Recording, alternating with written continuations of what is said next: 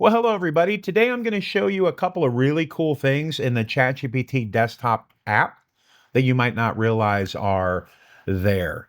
I've recently switched from using Claude as my daily driver and I'm back over to ChatGPT. So I'm exploring a lot of these features that have come out that weren't here when it was my daily driver before. And maybe some of you are coming over from Claude after the Opus 5 kind of change, or maybe you just are using the browser ChatGPT and you don't know a lot of this functionality exists.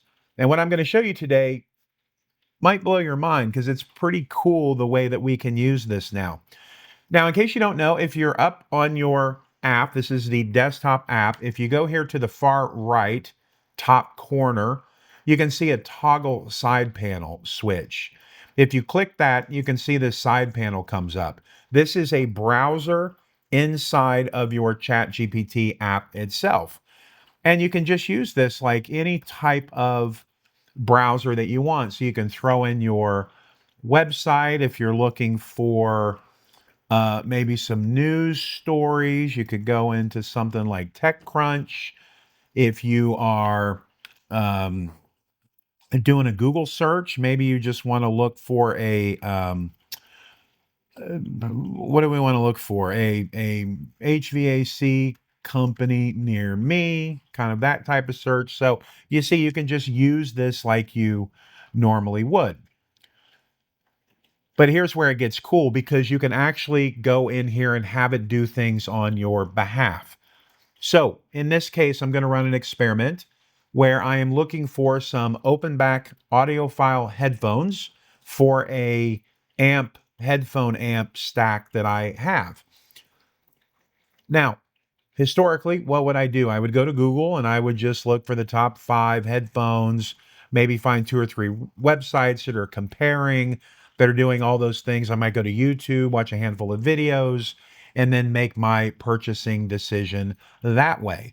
But today, I'm going to have basically ChatGPT do all that work for me and then just give me the answer based on some criteria. So let's give this a go, and you're going to see what I mean. I am looking to purchase a pair of audiophile grade open back headphones. This is going to go into a shit stack, so a DAC and an amp, headphone amplifier. I want this to be pretty high quality, but I don't want to break the bank.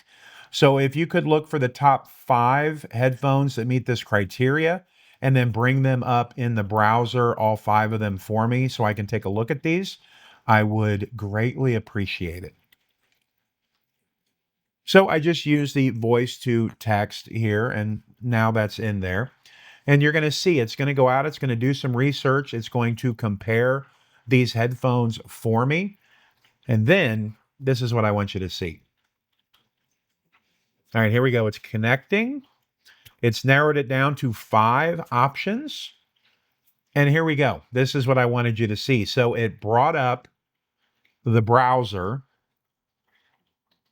It's still working a little bit here, but it narrowed it down to 5 options in the $269 to $500 range, which is that kind of middle ground.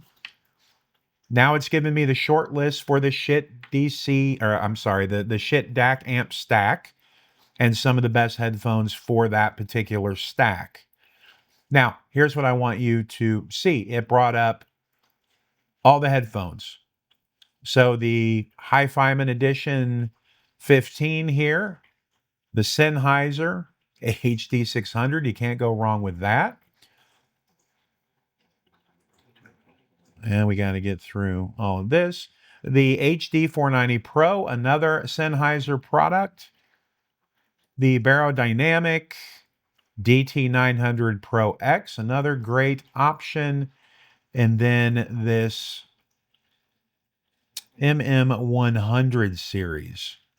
So there are my options. So you can see it basically did the research. It brought all the web pages up for me.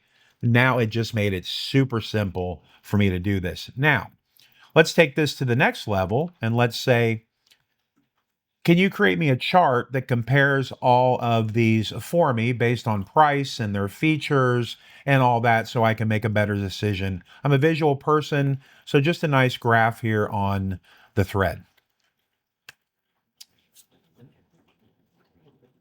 Okay, so now it's turning that short list into some kind of graph table. I probably should have said table. But hey, we're all kind of new at how we do this. So just learning the right things to say, what you want, understanding all of that. Um, it just comes with practice and time. So don't let anybody let you down talking AI slop or whatever. The only way that you can really learn these tools is to use them. It's just to use them.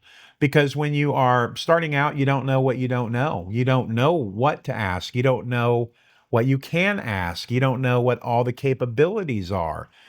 And then the minute you think you got it figured out, everything changes. There's updates, it improves, it does more stuff. And you just really need to be in tune with just using the products every day and finding ways to make your life a little bit easier. Another thing that this does while we're waiting on this, you can use it to fill out forms for you. Now, I know we have the auto kind of thing, and that's honestly quite a bit faster. But again, as this gets better and better, it will just start filling out forms for you. If you have a return and it can be done via chat, you can have it chat and do those returns on your behalf. That's a pretty cool process. So, really, whatever you can kind of think up, experiment, have some fun with it, and see what will happen. Make sure if you're in the Indianapolis area to come join us for AI and coffee every Friday morning, 8 a.m. at Lunch Fishers. Here we go. So you can see it. Look at that. It created kind of this fancy graph based on weight, price, the driver, the kind of driver it has, the impedance, the weight, the what it's best at. And again, you could go on and create some really cool things with this. So there you go. I don't know if you knew it could do that, but this is just another cool option, something you can have it do on your behalf to make your life easier and your AI experience that much better.